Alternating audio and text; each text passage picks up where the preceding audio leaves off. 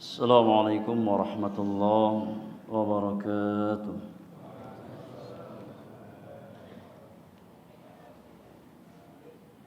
Alhamdulillahi rabbil alamin. Hamdan katsiran tayyiban mubarakan fihi kama yuhibbu rabbuna wa yardah. Wassalatu wassalamu ala ashrafil mursalin al-mab'uthi rahmatan lil alamin nabiyyina wa qudwatina Muhammad ibn Abdullah salawatullahi wa salamuhu alaihi wa ala alihi wa ashabihi wa man sara ala nahjihi wastanna bi sunnatihi ila yaumiddin. Fa inna asdaqal hadithi kitabullah wa inna khairal hadyi hadyu Muhammadin sallallahu alaihi wasallam wa syarral umuri muhdatsatuha wa kullu muhdatsatin bid'ah wa kullu bid'atin dhalalah wa kullu dhalalatin finnar. Amma ba'du. Ikhwani fillah, ma'asyiral muslimin rahimani wa rahimakumullahu ajma'in. Mempelajari ilmu agama, menuntut ilmu syar'i, mengkaji petunjuk-petunjuk Al-Qur'anul Karim dan juga sunnah Rasulullah sallallahu alaihi wasallam adalah perkara yang sangat mulia,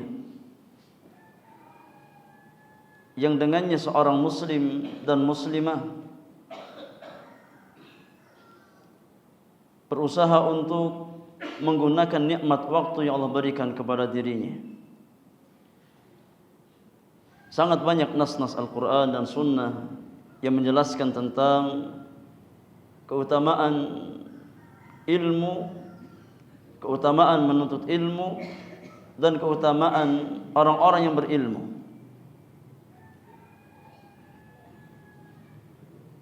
Sampai-sampai Al-Imam Muhammad bin Abu Bakar, Al-Imam Syamsuddin Muhammad bin Abi Bakar, atau yang kita kenal dengan Al-Imam Ibnul Qayyim rahimahullahu ta'ala, beliau membuat sebuah kitab dengan judul Miftahu Dari Sa'adah,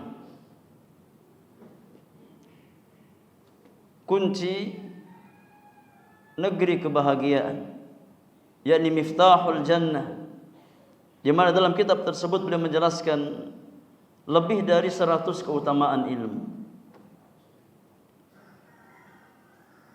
Maka di antara nikmat terbesar yang Allah Subhanahu wa taala anugerahkan kepada seorang hamba adalah nikmat taufik, dimudahkan langkah-langkah kaki kita untuk senantiasa istiqamah di atas jalan-jalan ilmu. Dan kita memohon kepada Allah Subhanahu wa taala di awal majlis kita niat-niat yang ikhlas, yang lurus, semata-mata hanya karena Allah Subhanahu wa taala. Kita berkumpul karena Allah dan kita berpisah karena Allah Subhanahu wa taala. Ikhwani fillah azakumullah. Adapun tema yang akan kita bahas di kesempatan pagi hari ini di tanggal 9 Zulhijjah di tahun 1443 Hijriah adalah risalah dengan judul Ashrun Mujibatun Lin Najat. Ashrun Mujibatun Lin Najat. Ini 10 perkara yang mengantarkan seorang hamba kepada jalan keselamatan. 10 perkara yang mengantarkan seorang hamba kepada jalan keselamatan. Ya. risalah yang ringkas namun sangat bermanfaat, yang menjelaskan tentang jalan-jalan keselamatan yang wajib ditempuh oleh setiap muslim dan muslimah tatkala dia mengharapkan keselamatan dunia dan akhiratnya.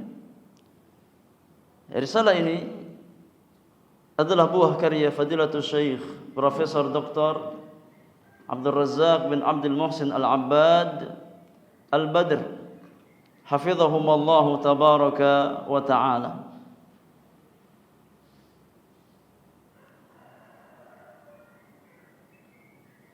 Di antara perkara yang mengantarkan seorang hamba kepada jalan keselamatan, poin yang pertama adalah tauhidullah azza wa jal wa ikhlasud dini lahu. Poin yang pertama yang mengantarkan seorang hamba kepada jalan keselamatan adalah tauhidullah azza wa jal, mentauhidkan Allah subhanahu wa ta'ala, mengikhlaskan agama semata-mata hanya untuk Allah subhanahu wa ta'ala. Berkata penulis hafizahullah ta'ala, fa'a'zamu asbabin najati yawmal qiyamah bal la najata illa bihi tauhidullahi azza wa jal wa ikhlasud dini lahu.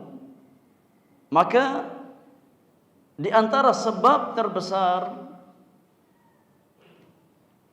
yang mengantarkan seorang hamba kepada jalan keselamatan di hari kiamat, bahkan tidak mungkin ada keselamatan melainkan dengannya, adalah jalan tauhid, jalan ikhlasuddin lillahi azza wa jalla, memurnikan amal-amal ketaatan kita, memurnikan amal-amal ibadah kita semata-mata hanya untuk Allah subhanahu wa ta'ala. Ini jalan yang pertama dan jalan yang paling utama yang mengantarkan seorang hamba kepada jalan keselamatan, itu tauhidullah azza wa jalla. Wa taqaddama fil qissatil 'azimati sabiqah qaulun nabiy sallallahu alaihi wasallam, man qabila minni al-kalimata allati 'aradtu 'ala 'ammi faraddaha 'alayya fahiya lahu najatun. Sebagaimana yang Nabi sallallahu alaihi wasallam jelaskan di dalam hadis Abu Bakar As-Siddiq radhiyallahu taala anhu wa ardhah, tatkala beliau bertanya kepada Rasulullah tentang sebab keselamatan. Tatkala Abu Bakar As-Siddiq bertanya kepada Nabi tentang sebab yang menyelamatkan seorang hamba dari murka Allah di hari kiamat nanti, maka Nabi yang mulia alaihi salatu wassalam bersabda, man qabila minni al-kalimata allati aradtu ala ammi, barang siapa yang menerima dariku satu kalimat yang pernah aku tawarkan kepada pamanku, faraddaha alayya, namun dia menolak kalimat tersebut, enggan mengucapkan kalimat tersebut. Ini barang siapa yang menerima satu kalimat yang pernah aku tawarkan kepada pamanku. Maksudnya siapa di sini? Siapa? Abu Talib. Ya, di mana Abu Talib di akhir hayatnya pernah didakwahkan oleh Rasulullah sallallahu alaihi wasallam, pernah diajak oleh Nabi sallallahu alaihi wasallam untuk mengucapkan satu kalimat yang dengannya Nabi sallallahu alaihi wasallam akan berhujjah di hadapan Rabbul Alamin. Kata Nabi sallallahu alaihi wasallam, ya am, qul la ilaha illallah kalimatan uhajju laka biha indallah. Wahai pamanku, ucapkan satu kalimat, kalimat la ilaha illallah, yang dengannya aku akan berhujjah menolong engkau di hadapan Allah Subhanahu wa taala. Namun Abu Talib enggan mengucapkan kalimat tersebut. Abu Talib enggan untuk mengucapkan kalimat la ilaha illallah, dan dia wafat di atas kekufuran kepada Allah Subhanahu wa taala. Kata Nabi yang mulia, barang siapa yang menerima kalimat tersebut, fahiya lahu najatun, maka dia adalah sumber keselamatan bagi dirinya. Wal muradu bil kalimah, kata Syekh Abdul Razak, yang dimaksudkan dengan kalimat dalam hadis tersebut adalah kalimatut tauhid la ilaha illallah, yakni kalimat tauhid la ilaha illallah, yang dengannya Allah Subhanahu wa taala menciptakan jin dan manusia, yang dengannya Allah Subhanahu wa taala mengutus para rasulnya, yang dengannya Allah Subhanahu wa taala menurunkan kitab-kitab samawiyah untuk yakni menegakkan kalimat tauhid la ilaha illallah. Kemudian kata penulis, walaisal muradu an yatalaffadha bihal insanu fahasbu. Yang dimaksudkan dengan kalimat di atas bukan hanya sebatas ucapan lisan. Wa innamal muradu tahqiqu ma dallat alaihi min ikhlasid dini lillahi azza wa jal wa ifradihi bil ibadah. Akan tapi yang dimaksudkan dengan kalimat tauhid yang akan menyelamatkan seorang hamba dari murka Allah di hari kiamat adalah dengan cara merealisasikan konsekuensi dari kalimat tersebut. Ya. Jadi kalimat tauhid yang akan menyelamatkan seorang hamba di hari kiamat bukan hanya sebatas apa yang kita ucapkan dengan lisan-lisan kita. Namun kalimat tersebut akan menjadi sumber keselamatan bagi seorang hamba tatkala dia mampu untuk merealisasikan kalimat tauhid tersebut dengan hatinya, dengan lisannya, dan dengan anggota badannya. Apa dalil yang menjelaskan bahwasannya kalimat la ilaha illallah tidak akan mampu menyelamatkan seorang hamba tatkala hanya sebatas ucapan pada lisannya, tanpa ada keyakinan hati dan tanpa ada praktek amaliyah dengan amalannya? Apa dalilnya jemaah?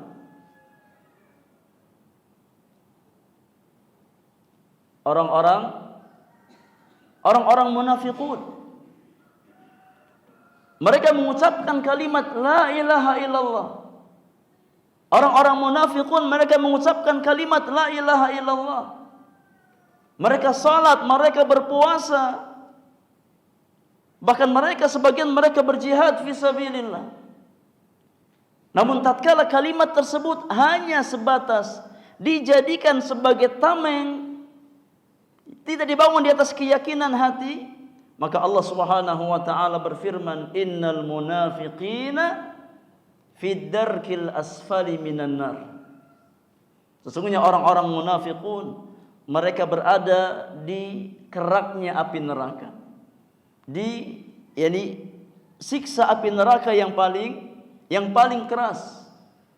Padahal mereka mengucapkan kalimat la ilaha illallah, namun kalimat la ilaha illallah tidak akan mampu menyelamatkan seorang hamba kecuali tatkala dia dibangun di atas keyakinan hati bahwasannya tidak ada ilah yang hak kecuali Allah Subhanahu wa taala. Adapun sebatas mengucapkan dengan lisan, namun hati seseorang kufur dengan kalimat tersebut, maka tidak akan bermanfaat di hadapan Rabbul Alamin, di hadapan Allah Subhanahu wa taala. Fatauhidu huwal ghayatu allati khalaqa Allah Subhanahu wa taala al-khalqa li ajliha wa awjadahum li tahqiqiha. Maka tauhid adalah ghayah, hikmah terbesar yang dengannya Allah Subhanahu wa taala menciptakan makhluknya, yang dengannya Allah Subhanahu wa taala menciptakan hamba-hambanya di dunia untuk merealisasikan kalimat la ilaha illallah. Kama qala Allah Subhanahu wa taala, sebagaimana yang Allah tabaraka wa taala firmankan, Di dalam surat Az-Zariyat ayat yang ke-56, kata Allah Subhanahu wa taala, "Wa ma khalaqtul jinna wal insa illa liya'buduni." Dan tidaklah aku menciptakan jin dan manusia kecuali agar mereka hanya beribadah kepadaku. Makna liya'buduni kata para ulama ay liyuwahhiduni, yani agar mereka mengesahkan diriku, mengesahkan Allah Subhanahu wa taala dalam setiap amalan-amalannya. Karena ibadah tanpa dibangun di atas pondasi tauhid, tanpa dibangun di atas pondasi keikhlasan di dalam beramal, tidak akan sampai kepada Allah Subhanahu wa taala. Ini kaidah yang hendaknya difahami oleh orang-orang beriman, bahwasannya memurnikan ibadah semata-mata hanya untuk Allah Subhanahu wa taala adalah syarat mutlak diterimanya amalan kita. Ikhlas adalah pondasi amal kebaikan. Tidak ada amal saleh tanpa dibangun di atas keikhlasan kepada Allah Subhanahu wa taala. Rasulullah sallallahu alaihi wasallam bersabda, Allah Subhanahu wa taala berfirman di dalam hadis qudsi, kata Allah Subhanahu wa taala, "Ana aghna syuraka'i 'ani syirki. Man 'amila 'amalan asyraka fihi ma'i ghairi taraktuhu wa syirkahu." Kata Allah Subhanahu wa taala, aku adalah zat yang paling tidak membutuhkan tandingan. Aku adalah zat yang paling tidak membutuhkan sekutu. Maka barang siapa yang di dalam amalannya menyandingkan antara diriku dengan selainku, aku tinggalkan dia dengan sekutu tersebut. Maka tidak ada amal kebaikan tanpa dibangun di atas pondasi tauhid. Maka posisi tauhid bagi amal seorang hamba, kata para ulama, itu sama seperti taharah di dalam salat-salat kita. Ya. Manzilah kedudukan tauhid, kedudukan ikhlas di dalam amal-amal kita itu seperti taharah di dalam salat-salat kita. Sebagaimana Allah Subhanahu wa taala tidak akan menerima salat seorang hamba tanpa dibangun di atas taharah, maka Allah Subhanahu wa taala tidak akan menerima amal seorang hamba sampai dibangun di atas tauhid, di atas niat yang lurus karena Allah Subhanahu wa taala. Rasulullah sallallahu alaihi wasallam bersabda dalam masalah salat, kata Nabi sallallahu alaihi wasallam, "Innallaha la yaqbalu salata 'abdin idza ahdatha hatta yatawadda." Sesungguhnya Allah Subhanahu wa taala tidak akan menerima salat seorang hamba yang dia berhadas sampai dia berwudu, sampai dia taharah. Ya, sampai dia mengangkat hadatnya dengan berwudu. Wa qala azza wa jalla, di ayat yang lain Allah Subhanahu wa taala berfirman di dalam surat Al-Isra ayat yang ke-23, menjelaskan tentang perintah tauhid, mengesahkan Allah Subhanahu wa taala. Kata Allah Subhanahu wa taala, "Wa qadha rabbuka alla ta'budu illa iyyahu." Dan Rabbmu memerintahkan, Rabbmu mewajibkan, jangan kamu beribadah kecuali hanya kepada dirinya. Jangan kamu beribadah, jangan kamu menyembah, jangan kamu beramal kecuali hanya untuk Allah Subhanahu wa taala. Di ayat yang lain, di dalam surat Al-Bayyinah ayat yang kelima, Allah Subhanahu wa taala juga berfirman, "Wa ma umiru illa liya'budullaha mukhlishina lahuddin." Dan mereka tidaklah diperintahkan kecuali agar mereka beribadah kepada Allah Subhanahu wa taala. Dengan apa kita ibadah? Dengan apa kita menyembah Allah Subhanahu wa taala? Mukhlishina lahuddin, dengan cara mengikhlaskan memurnikan amalan-amalan kita, meluruskan niat-niat kita dalam beramal semata-mata hanya untuk Allah Subhanahu wa taala. Hunafa, menjadi orang-orang yang hanif, orang-orang yang condong kepada tauhid dan jauh dari kesyirikan kepada Allah Subhanahu wa taala. Orang-orang yang condong kepada sunnah dan jauh dari perkara-perkara yang baru dalam agama. Itulah ya kewajiban terbesar yang Allah Subhanahu wa taala wajibkan kepada hamba-hambanya. Fa asasun najati wal falah yaumal qiyamati tauhidullah azza wa jalla. Kata penulis, maka pondasi keselamatan, asas keselamatan dan pondasi keberuntungan di hari kiamat nanti adalah tauhidullah azza wa jalla, mengesahkan Allah Subhanahu wa taala. Wa hadhihi an-najatul hasilatu bitauhid ala naw'aini. Dan keselamatan ya yang dihasilkan dari tauhid itu ada dua macam. Ya. Orang yang selamat dengan tauhid ada dua macam. Al-awwal, yang pertama, najatun min dukhulin nar. Keselamatan yang pertama, ada orang-orang yang selamat dari masuk api neraka. Yani tidak masuk neraka sama sekali dengan tauhid yang dia miliki. Yang kedua, najatun minal khuludi finnar. Ada orang-orang yang selamat dari neraka, namun selamat dari kekekalan siksa api neraka. Ya. Sebagian manusia, sebagian ahli tauhid mungkin harus masuk neraka terlebih dahulu. Ya. Namun setiap ahli tauhid pasti akan diselamatkan dari kekalnya siksa api neraka Allah Subhanahu wa taala. Maka keselamatan dengan tauhid itu ada dua macam. Imma selamat dari neraka tanpa masuk ke dalam neraka, atau selamat dari kekalnya ya siksa api neraka. Adapun kelompok yang pertama, orang-orang yang diselamatkan dari siksa api neraka secara keseluruhan dengan tauhidnya, kata Syekh Abdul Razak, fal mar'u in kana muhaqqiqan litauhidi tahqiqan kamilan fa innahu lan yadkhulan nara bal yakunu dukhuluhu lil jannati dukhulan awwaliyan biduni hisabin wala azabin.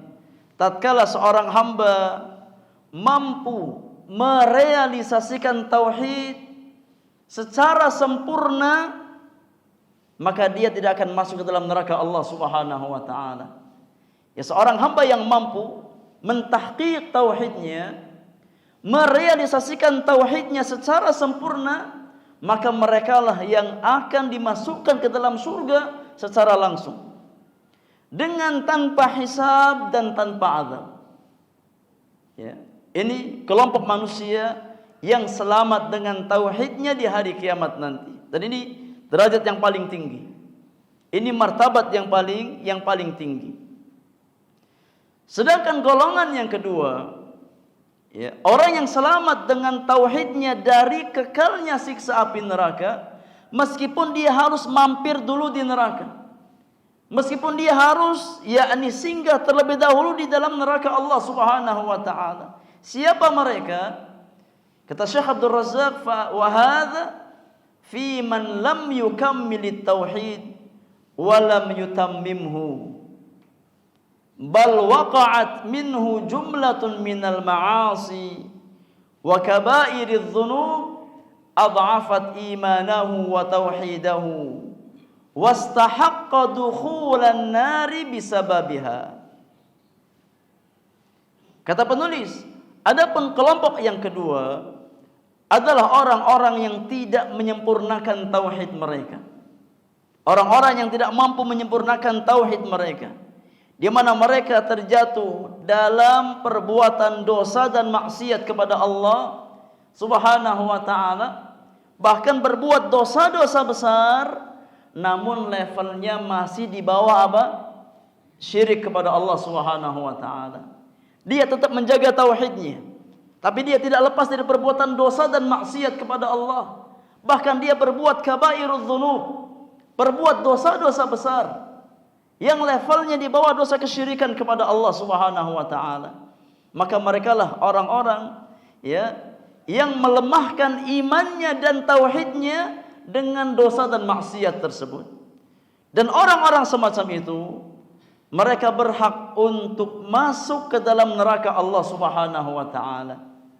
Fa inna tauhida sayunjihi minal khuludi finnar, thumma yakunu ma'aluhu ilal jannah. Maka ahli tauhid yang tidak mampu menyempurnakan tauhidnya, tapi dia lemahkan tauhidnya dengan dosa-dosa dan maksiat yang dia lakukan, bahkan dosa besar, namun levelnya di bawah kesyirikan kepada Allah Subhanahu wa taala, maka tauhid akan menyelamatkan dia dari kekekalan siksa api neraka. Dan tempat kembalinya suatu saat adalah surga Allah Subhanahu wa taala.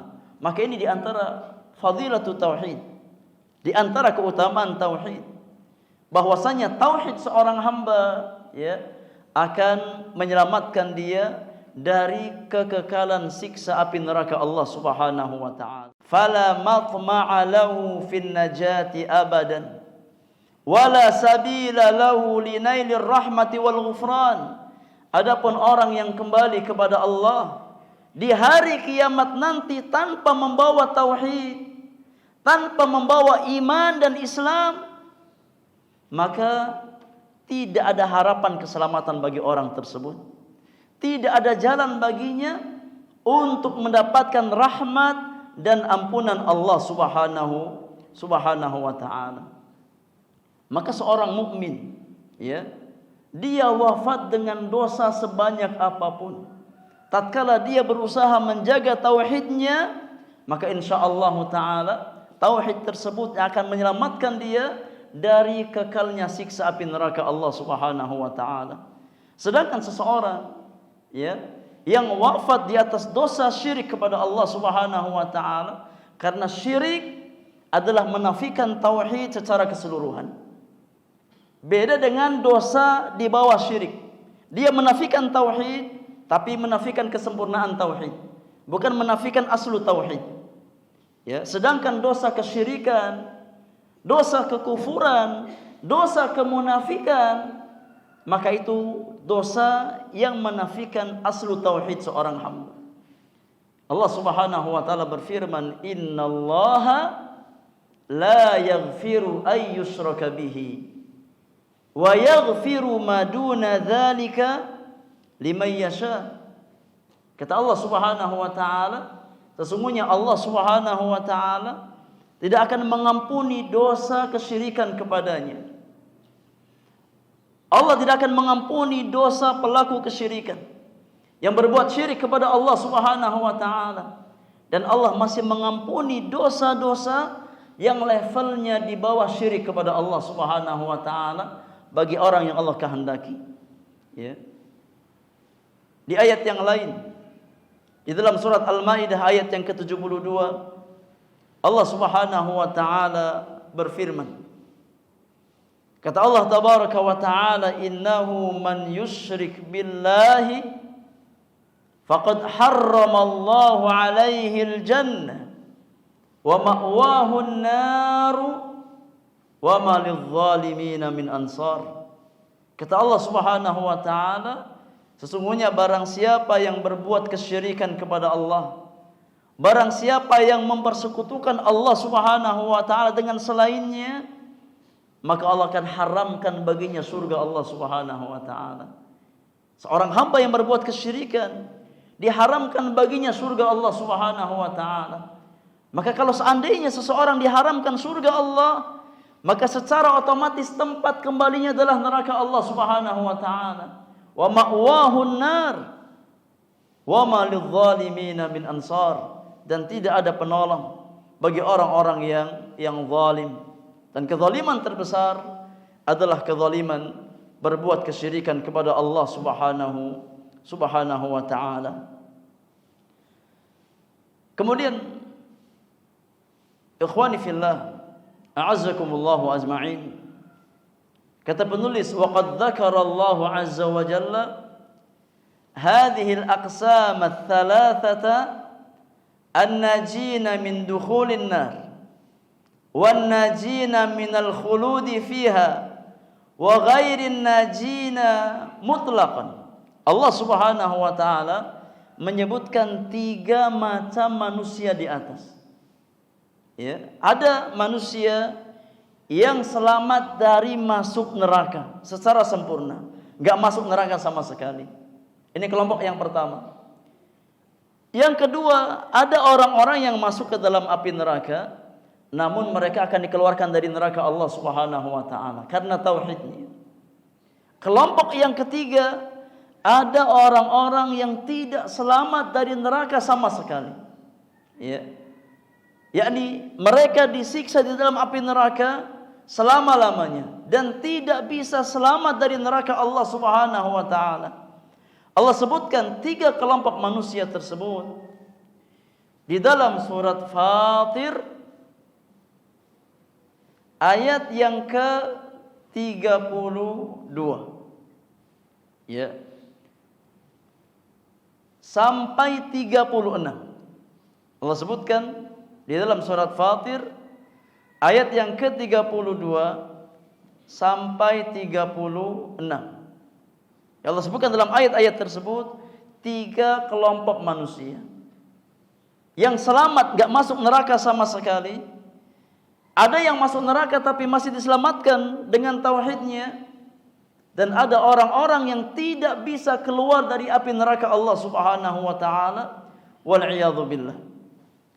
Qala Allah jalla wa ala, Allah Subhanahu wa taala berfirman, "Tsumma awrathna al-kitaba alladhina istafayna min ibadina faminhum zalimun li nafsihi wa minhum muqtasidun wa minhum sabiqun bil khairati bi idznillah dzalika huwal fadlul kabir."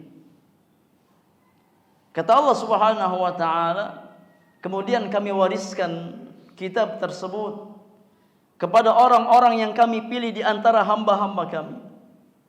Allah wariskan ya Alkitab kepada orang-orang yang Allah pilih di antara hamba-hambanya. Allah wariskan Al-Qur'anul Karim kepada hamba-hamba pilihan Allah Subhanahu wa taala. Faminhum zalimun li nafsi. Maka di antara hamba tersebut ada orang yang sifatnya zalimun li nafsi, zalim kepada dirinya sendiri. Wa minhum muqtasidun. Di antara hamba-hamba Allah ada orang yang sifatnya muqtasid, ini sifatnya pertengahan. Wa minhum sabiqun bil khairati biidznillah. Dan di antara hamba-hamba tersebut ada orang yang bersegera di dalam amal-amal kebaikan dengan izin Allah Subhanahu wa taala. Dzalika huwal fadlul kabir. Itulah karunia yang sangat agung. Di ayat 32 ini Allah Subhanahu wa taala menyebutkan ya 3 ini golongan manusia. Yang mana 3 golongan ini masuk dalam kategori yang pertama dan kedua. Ya. Imma dia selamat dari masuk api neraka atau selamat dari kekekalan siksa api neraka. Itulah golongan orang-orang beriman. Dan orang-orang beriman itu ada 3 macam. Yang pertama zalimun li nafsi. Ya. Yang kedua muqtasid. Yang ketiga sabiqun bil khairat. Nanti akan dijelaskan oleh penulis. Ya, siapa mereka? Adapun golongan yang mereka tidak selamat dari neraka Allah Subhanahu wa taala, mereka kekal dalam neraka Allah Subhanahu wa taala, Allah sebutkan ya di ayat yang ke-36. dari surat Fatir. Kata Allah Subhanahu wa taala, "Walladzina kafaru lahum naru jahannam la yuqdha 'alaihim fayamutu wa la yukhaffafu 'anhum min 'adzabiha kadzalika najzi kulla kafur." Kata Allah Subhanahu wa taala, dan orang-orang yang kufur, orang-orang yang tidak beriman kepada Allah Subhanahu wa taala, orang-orang kafirin, maka bagi mereka siksa neraka jahanam, dan mereka tidak mati di dalamnya, ya, dan tidak diringankan azab bagi mereka. Itulah balasan, ya, yang Allah berikan kepada orang-orang yang kafir kepada Allah Subhanahu wa taala. Maka orang-orang kafirin, ya, orang-orang musyrikin, orang-orang munafikin, mereka kekal di dalam adab neraka Allah Subhanahu wa taala, dan mereka tidak mati di dalamnya. Ya. Inilah golongan manusia yang paling binasa di hari kiamat nanti. Kata penulis, fal qismul awal fi qawlihi azza wa jalla, wa minhum muqtasidun wa minhum sabiqun bil khairat. Maka golongan yang pertama, yakni ahli tauhid yang selamat dari siksa neraka secara sempurna, tidak masuk neraka sama sekali, itulah yang Allah sebutkan di dalam firman-Nya, orang-orang yang muqtasid dan sabiqun bil khairat. Fahaula'in najuna min dukhulin nar wa yadkhuluna al-jannata dukhulan awwaliyan biduni hisabin wala azabin. Maka orang-orang yang muqtasid dan orang-orang yang sabiqun bil khairat, merekalah yang akan masuk surga secara langsung dengan tanpa hisab dan tanpa azab. Sekarang apa yang membedakan karakter orang-orang yang muqtasid dengan sabiqun bil khairat? Ya, agar kita mampu menjadi golongan mereka. Kalau kita nggak mampu menjadi golongan sabiqun bil khairat, minimal kita berusaha untuk menjadi orang-orang yang muqtasid, yang sifatnya pertengahan. Ya, apa karakter mereka? Kata penulis, wal farqu bainal muqtasidi was-sabiqi bil khairat. Adapun perbedaan antara golongan yang muqtasid dan golongan sabiqun bil khairat, annal muqtasida huwa alladhi fa'ala al-wajiba wa taraka al-muharram. Orang-orang yang pertengahan, yang muqtasid, ya mereka mencukupkan diri dengan mengerjakan perkara-perkara yang wajib dan meninggalkan perkara-perkara yang diharamkan. Ya. Tanpa memperbanyak amalan-amalan sunnah. Mereka mencukupkan dengan perkara-perkara yang diwajibkan oleh Allah Subhanahu wa taala, berusaha untuk mereka kerjakan, dan meninggalkan perkara-perkara yang diharamkan oleh Allah Subhanahu wa taala. Itu karakter orang-orang yang muqtasid. Mereka bekerja keras, bersungguh-sungguh mengerjakan yang wajib dan meninggalkan yang diharamkan oleh Allah Subhanahu wa taala. Wa amma sabiqu bil khairat. Adapun orang-orang yang masuk ke dalam golongan as-sabiq bil khairat, yang bersegera di atas amal-amal kebaikan, fahuwa alladhi zada ala dzalika bi fi'lir raghaib wal mustahabbat. Ya, orang yang sabiqun bil khairat, dia berusaha untuk mengerjakan amalan-amalan tambahan selain dari yang diwajibkan oleh Allah Subhanahu wa taala, berupa amalan-amalan yang sifatnya mustahab. Ya, atau bahasa fikihnya amalan apa? Sunnah. Ya, bahasa fikihnya amalan sunnah. Yang wajib dikerjakan, yang sunnah dia tambahkan. Ya, ini menambah amalan-amalan sunnah sebagai tambahan dari kewajiban yang mereka lakukan. Itulah orang-orang yang sabiqun bil khairat. Berusaha untuk menggabungkan antara yang wajib dengan yang mustahab sifatnya, yang disunnahkan. Itu kelompok pertama yang masuk surga secara langsung dengan tanpa hisab dan tanpa adab. Wal qismu tsani, adapun golongan yang kedua, siapa mereka jamaah? Golongan yang kedua ini yang masuk ke dalam neraka tapi masih apa? Diselamatkan, tidak kekal dalam siksa api neraka Allah Subhanahu wa taala. Wal qismu tsani, adapun kelompok yang kedua, maka disebutkan di dalam firman Allah Subhanahu wa taala, faminhum zalimun li nafsi. Itu orang-orang yang zalim kepada jiwanya, orang-orang yang zalim kepada dirinya sendiri. Wa haula'i annajuna minal khuludi finnar in dakhaluha bisababi dzunubihim. Maka mereka adalah orang-orang yang diselamatkan dari kekekalan siksa neraka Allah Subhanahu wa taala, meskipun harus masuk terlebih dahulu di dalam neraka Allah Subhanahu wa taala karena sebab dosa-dosa mereka. Fadh-dhalimu li nafsi huwa alladhi zalamaha bil ma'asi wadh-dhunub allati dunal kufar.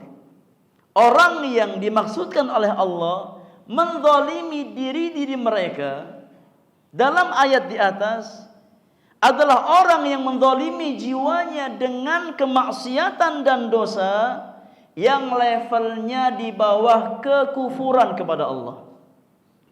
Ya, itu orang yang zalim li nafsi.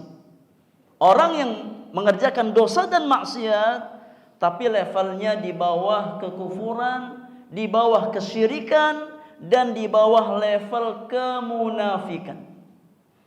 Ya. Baik dosa kecil ataupun dosa besar.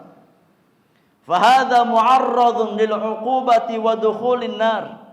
Maka orang tersebut ya berpotensi untuk masuk ke dalam neraka Allah Subhanahu wa taala. Illa annahu in dakhalaha fa innahu la yukhalladu fiha bal yanju bima manna Allahu azza wa jalla alaihi minat tauhid wa ikhlasid dini lillahi azza wa jalla. Namun orang yang zalim tersebut dari kalangan orang-orang beriman, dari kalangan ahli tauhid, meskipun dia harus masuk ke dalam neraka karena sebab dosa dan maksiat yang dia kerjakan, masih ada harapan untuk selamat dari neraka. Masih ada harapan untuk masuk ke dalam surga Allah Subhanahu wa taala dengan apa? Dengan tauhid yang dia miliki. Maka ini busra untuk ahli tauhid. Ya, ini kabar gembira untuk ahli tauhid bahwasanya tauhid yang mereka miliki akan menyelamatkan mereka dari kekalnya siksa neraka Allah Subhanahu wa taala. Wa ammal qismu tsalits, adapun golongan yang ketiga. Siapa mereka? Siapa mereka? Orang yang masuk ke dalam neraka dan tidak keluar dari neraka selama-lamanya. Ya, tidak ada kesempatan untuk selamat ataupun keluar dari neraka Allah Subhanahu wa taala. Adapun golongan yang ketiga ini, maka Allah sebutkan di dalam firman-Nya di dalam surat Fatir ayat yang ke-36, walladzina kafaru lahum naru jahannam. Dan orang-orang yang kufur, orang-orang yang kafir kepada Allah Subhanahu wa taala, yang tidak beriman kepada Allah Subhanahu wa taala, maka bagi mereka neraka jahannam. La yuqdha alaihim, yang mereka tidak mati di dalamnya. Wala yukhaffafu anhum min azabiha, dan tidak diringankan azab-azab mereka. Ya, mereka enggak merasakan kematian sehingga istirahat dari siksa, dan tidak diringankan azab-azab untuk mereka di dalam neraka Allah Subhanahu wa taala. Kadzalika najzi kulla kafur. Demikianlah kata Allah, kami memberikan balasan kepada setiap orang yang kufur kepada Allah Subhanahu wa taala. Kata penulis, fahaulai la matma'a lahum fin najati yaumal qiyamah. Maka golongan yang ketiga, tidak ada harapan bagi mereka untuk selamat di hari kiamat nanti. Li'annahum la yuwahhidullaha azza wa jalla. li'annahum lam yuwahhidullaha azza wa jalla, karena mereka tidak mentauhidkan Allah Subhanahu wa taala. Bal ja'u bima yanqudhuhu minasyirki wal kufri. Ya, bahkan mereka yakni mengerjakan sesuatu yang membatalkan tauhid berupa kesyirikan dan kekufuran kepada Allah Subhanahu wa taala. Ya, maka orang-orang beriman hendaknya waspada, menjaga dirinya dari setiap dosa kesyirikan dan dosa kekufuran kepada Allah Subhanahu wa taala. Kemudian kata penulis, an Abdullah ibni Mas'ud radhiyallahu anhu wa ardhah, dari jalan sahabat yang mulia Abu Abdurrahman Abdullah bin Mas'ud radhiyallahu anhu wa ardhah, beliau pernah berkata, lamma nazalat alladzina amanu wa lam yalbisu imanahum bidzulmin, tatkala turun firman Allah Subhanahu wa taala, tatkala turun ayat Al-Qur'an kepada Rasulullah sallallahu alaihi wasallam, di tengah-tengah para sahabat Rasulullah sallallahu alaihi wasallam, yakni firman Allah di dalam surat Al-An'am ayat yang ke-82. Al-An'am 82. Tatkala Allah Subhanahu wa taala berfirman, alladzina amanu wa lam yalbisu imanahum bidzulmin, orang-orang beriman yang tidak mencampur adukkan keimanan mereka dengan kezaliman. Ulaika lahumul amnu wa hum muhtadun, maka mereka, bagi mereka lah keamanan dan mereka di atas hidayah, di atas petunjuk Allah Subhanahu wa taala. Tatkala turun ayat tersebut kepada Rasulullah sallallahu alaihi wasallam, di tengah-tengah para sahabat Rasulullah sallallahu alaihi wasallam, apa kata Ibnu Mas'ud radhiyallahu anhu wa ardhah? Kata beliau, syaqqa dzalika ala ashabi Rasulillah sallallahu alaihi wasallam, maka terasa berat bagi sahabat-sahabat Rasulullah sallallahu alaihi wasallam. Tatkala turun ayat tersebut, para sahabat merasa berat, ya. Wa qalu, dan mereka berkata kepada Rasulullah sallallahu alaihi wasallam, ya Rasulullah, ayyuna lam yadhlim nafsahu? Ya Rasulullah, siapa di antara kita yang tidak pernah menzalimi dirinya sendiri? Ya. Bagaimana Allah mengatakan bahwasanya keamanan dan hidayah hanya untuk orang-orang beriman yang tidak pernah berbuat zalim? Siapa di antara kita yang mampu selamat dari kezaliman ya Rasulullah? Ini hati-hati para sahabat Rasulullah sallallahu alaihi wasallam. Hati-hati yang sangat lembut, hati-hati yang sangat takut kepada Allah Subhanahu wa taala. Karena mereka khawatir kalau seandainya mereka tidak masuk ke dalam bagian hamba-hamba Allah yang mendapatkan keamanan dan hidayah Allah Subhanahu wa taala. Maka tatkala turun ayat tersebut, para sahabat mendatangi Nabi sallallahu alaihi wasallam dan mengeluhkan beratnya ayat tersebut bagi mereka. Faqala Rasulullah sallallahu alaihi wasallam, maka Nabi yang mulia alaihi salatu wasalam bersabda, ya, memberikan kabar gembira kepada sahabatnya dan kepada umatnya. Kata Nabi sallallahu alaihi wasallam, laisa huwa kama tadhunnun. Wahai para sahabat, ayat tersebut tidak sebagaimana yang kalian kirakan. Ya, ayat tersebut tidak sebagaimana yang kalian sangkakan. Ya, tidak semua kezaliman yang dimaksudkan dalam ayat tersebut. Innama huwa kama qala li Luqman, innama huwa kama qala Luqmanu libnihi. Sesungguhnya yang dimaksudkan dengan kezaliman pada ayat tersebut adalah sebagaimana yang diucapkan oleh Luqman kepada anaknya, yang Allah Subhanahu wa taala yang diabadikan di dalam surat Luqman ayat yang ke-13. Tatkala Luqman memberikan nasihat kepada anaknya, ya bunayya la tusyrik billah, inna syirka la zulmun azim. Wahai anakku, Jangan kamu berbuat syirik kepada Allah Subhanahu wa taala. Jangan kamu mempersekutukan Allah Subhanahu wa taala. Sesungguhnya dosa kesyirikan adalah kezaliman yang paling besar. Kezaliman yang paling besar yang dikerjakan seorang hamba adalah berbuat syirik kepada Allah Subhanahu wa taala. Itulah dosa, itulah kezaliman yang dengannya seorang hamba dinafikan dari rasa aman dan hidayah Allah Subhanahu wa taala. Fafassarahu bisyirki. Ya, maka Nabi yang mulia alaihi salatu wasalam menafsirkan kezaliman pada ayat di atas dengan dosa kesyirikan kepada Allah Subhanahu wa taala. Fayakunul amnu min ta'bidil azab. Maka keamanan, ya, yang Allah berikan kepada orang-orang beriman adalah yakni keamanan berupa kekekalan azab di dalam neraka Allah Subhanahu wa taala.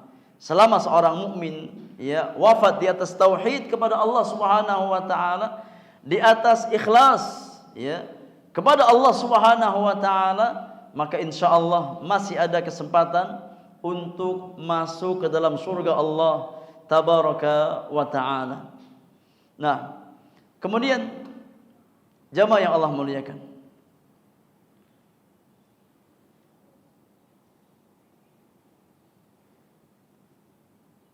kata Syekh Abdul Razzaq hafizahullah taala,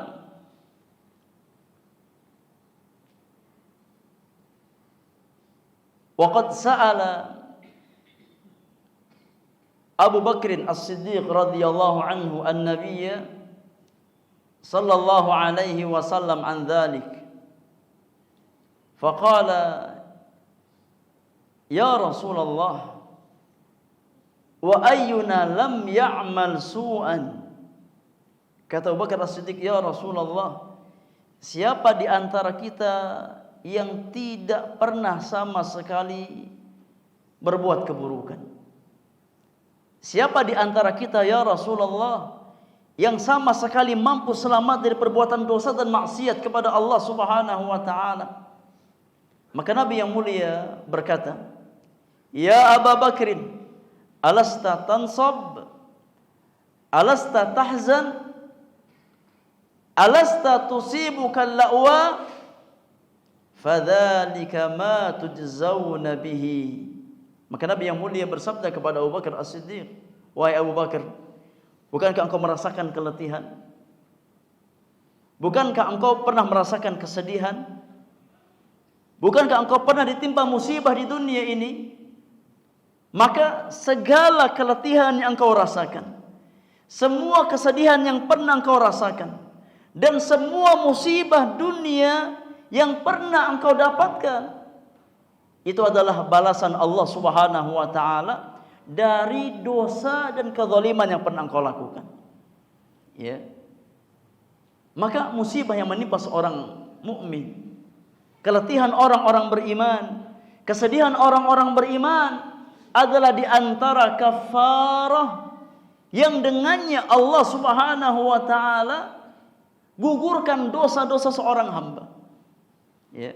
Maka ikhwani fillah zakumullah, di antara ya kebaikan seorang mukmin bahwasannya Allah Subhanahu wa taala tatkala menghendaki kebaikan bagi orang-orang beriman, Allah akan hadirkan dalam kehidupannya musibah. Yang mana dengan musibah tersebut Allah Subhanahu wa taala ingin menggugurkan dosa-dosanya. Dengan musibah tersebut Allah Subhanahu wa taala ingin mengangkat derajat orang-orang beriman, sehingga dia tatkala kembali kepada Allah, dia kembali dalam kondisi bersih dari dosa dan maksiatnya. Kata Nabi sallallahu alaihi wasallam, "Man yuridillahu bihi khairan yusib minhu." Barang siapa yang diinginkan kebaikan oleh Allah Subhanahu wa taala, maka Allah akan timpakan musibah bagi orang beriman, yang dengan musibah tersebut Allah akan gugurkan dosa-dosanya, Allah akan angkat derajatnya. Oleh karenanya orang-orang beriman, ya, tidak boleh bersuudzon kepada Allah Subhanahu wa taala. Tatkala Allah hadirkan musibah dalam kehidupan kita, selama musibah tersebut menimpa dunia kita, insya Allah masih aman. Selama musibah tersebut tidak berkaitan dengan iman kita, dengan agama kita, maka musibah duniawiyah sampai keletihan yang kita rasakan, kesedihan yang kita rasakan, Allah jadikan sebagai kafarah bagi dosa-dosa kita. Rasulullah sallallahu alaihi wasallam bersabda, kata Nabi yang mulia, ajaban li amril mu'min, inna amrahu kullahu lahu khair, in asabathu sarra'u syakar, wa in asabathu dharra'u sabar, fakana khairun lahu, wa laysa dzalika li ahadin illa lil mu'min. Kata Nabi yang mulia alaihi salatu wassalam, sungguh mengagumkan, sungguh menakjubkan perkara orang-orang beriman. Sungguh luar biasa kehidupan orang-orang beriman. Tatkala Allah berikan kepadanya kebaikan, maka dia bersyukur atas nikmat Allah Subhanahu wa taala. Maka syukurnya seorang mukmin berbuah kebaikan bagi dirinya. Karena syukur itulah yang akan melanggengkan nikmat yang dia dapatkan dan akan membuka pintu-pintu nikmat yang lainnya. Sebaliknya kata Nabi yang mulia, wa in asabathu dharra'u sabar. Tatkala seorang mukmin ditimpakan musibah, ditimpakan keburukan oleh Allah Subhanahu wa taala, maka dia sikapi dengan kesabaran. Dia yakin bahwasanya apa yang menimpa dirinya tidak keluar dari ketentuan Allah dan takdir Allah Subhanahu wa taala. Maka dia sikapi dengan kesabaran, dan dia yakin bahwasanya di balik musibah tersebut ada hikmah yang Allah inginkan. Allah ingin kita kembali kepadanya dengan musibah tersebut. Mungkin kita lalai selama ini dari Allah Subhanahu wa taala. Tatkala Allah hadirkan musibah kepada kita, maka kita kembali kepada Allah Subhanahu wa taala. Allah ingin gugurkan dosa-dosa kita yang mungkin kalau seandainya tanpa adanya musibah yang hadir dalam kehidupan kita, kita kembali kepada Allah dengan dosa yang sangat banyak. Ya, maka sikapi musibah yang menimpa kita dengan kesabaran.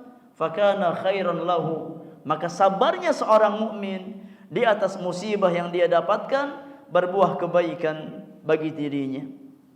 Dan hal itu tidak mungkin dirasakan, tidak mungkin didapatkan kecuali oleh orang-orang beriman, kecuali oleh ahli tauhid yang berusaha untuk yakni berjalan di atas tauhidullah azza wa jalla dalam setiap langkahnya.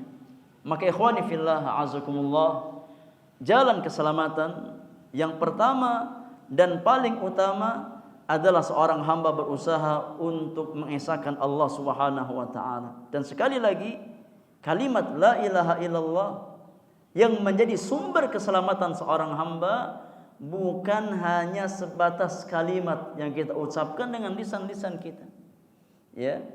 Akan tapi tauhid yang menyelamatkan seseorang adalah apa yang dia yakini dengan hatinya, dia ucapkan dengan lisannya, dan dia aplikasikan dengan jawarih dan anggota badannya. Wallahu ta'ala a'lam bissawab. Mungkin ini yang bisa kita bahas jamaah yang Allah muliakan di kesempatan pagi hari ini. Semoga bermanfaat untuk kita semuanya, menambahkan ilmu dan iman kita kepada Allah Subhanahu wa taala, memperbaiki tauhid kita kepada Allah Subhanahu wa taala. Selebihnya kalau ada hal-hal yang sekiranya butuh untuk didiskusikan terkait materi yang kita bahas di pagi hari ini, kita beri kesempatan untuk bersoal jawab 5-10 menit sebelum kita tutup majelis kita di pagi hari ini. Wallahu ta'ala a'la wa a'lam.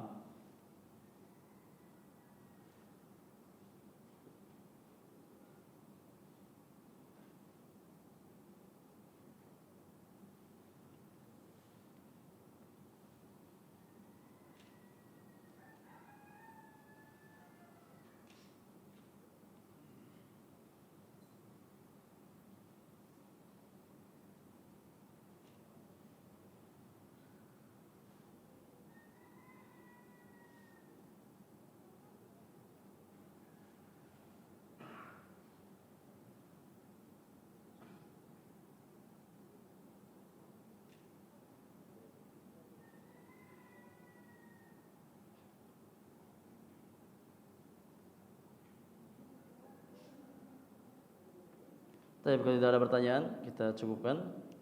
Wassallallahu ala nabiyyina Muhammadin wa alihi wa sahbihi ajma'in. Wa akhiru da'wana anil hamdulillahi rabbil alamin. Subhanakallahumma wa bihamdika asyhadu an la ilaha illa anta astaghfiruka wa atubu ilaik. Assalamualaikum warahmatullahi wabarakatuh.